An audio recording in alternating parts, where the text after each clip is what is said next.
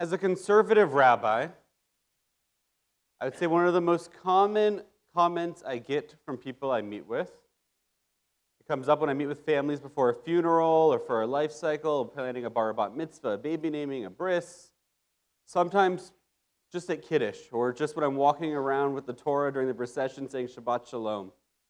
People introduce themselves, and one of the first things a lot of people will say to me is, Rabbi, I'm not so religious. Or so-and-so, if they're talking about someone we're preparing for a funeral, they're not so religious, whatever the case is. There's this image in so many people's mind that what it means to be a religious Jew is more or less to observe the strictures, the laws of Shabbat, not to drive, not to cook, not to spend money, not to use electricity, to observe kashrut, not to eat out anywhere that's not kosher, or not to mix milk and meat, to only eat kosher meat. For some, being religious is doing those things and also wearing a black hat or a big coat. Maybe it's having a beard.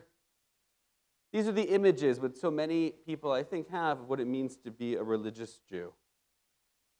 And often in conversations with people, I find that they're more religious than they think they are. Maybe not if that's how you define what it means to be religious, but that's not how I think we should define what it means to be an observant or a religious Jew. So we can look at Joseph as a wonderful example. Joseph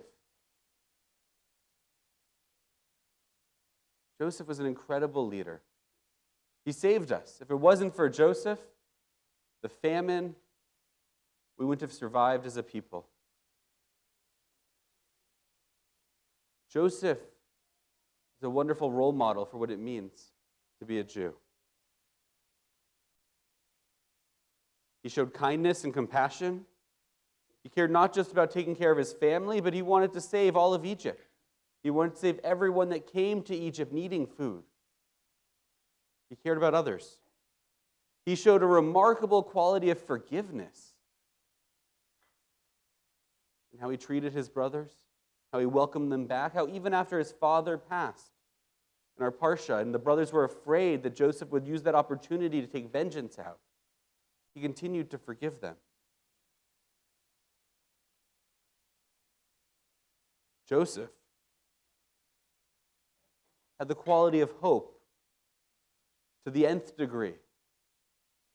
No matter what happened to him in his life, he always had hope that tomorrow would be better. Thrown into a pit, sold into slavery, thrown into prison, he never gave up hope that the future could be better than today. Tikkun olam. These are all qualities that Joseph lived in his life. Now, it's fine. Some of you might say Joseph was, sure, embodied these different Jewish qualities, but he wasn't a religious Jew. After all, he was pretty assimilated. He assimilated into Egyptian society. He even married a non-Jewish woman. He was intermarried. How can he be the definition of what it means to be religious as a Jew? But he lived the values of the Torah in an incredible way. The rabbis in the Talmud tell us that when the Israelites were freed, well, the Torah tells us that when the Israelites were freed from Egypt, that Moses and the Israelites carried with them the body of Joseph to bury him in Eretz Yisrael. And as they carried him through the desert, the Talmud tells us that other people, the cultures, societies that they ran into would ask them, what are in these boxes that you're carrying, these two arks, these arons? In one of them, they would say that embodies and carries the text of our people, the Torah, the most sacred text we have, the foundation of our religion. And the other carries the bones of our forefather Joseph. And they would ask them, according to this midrash in the Talmud, why do you carry the two of them the same way? One is the holy book, the foundation of your religion. We get why you carry that one and give it so much honor. But why this other one, a casket? Why do you carry that with such honor and such equality to the way you carry your Torah? And their response was, the words that are in this one, the person that's in that one lived by. He lived those words. The rabbis in the Talmud seem to say that Joseph was a religious Jew, that he lived the words of the Torah, that he lived the ethics, he lived the teachings, he lived the meaning of what it means to live a life of Torah. And what can be more religious than living a life of Torah? Right, Lily? Yeah. Yes, she says. She agrees. Extra cookie later. So if we define what it means to be religious so narrowly, as keeping Shabbat strictly, or observing kashrut, or how we dress, or whether we daven in a synagogue with mixed or separate seating, then yeah, many of us here today probably aren't religious Jews in that sense. But I really challenge you to not let others define what it means to be a religious Jew. To be a religious Jew as Joseph was, a person who lived and embodied our scripture, who lived and embodied the Torah. He lived it in his life. He was assimilated.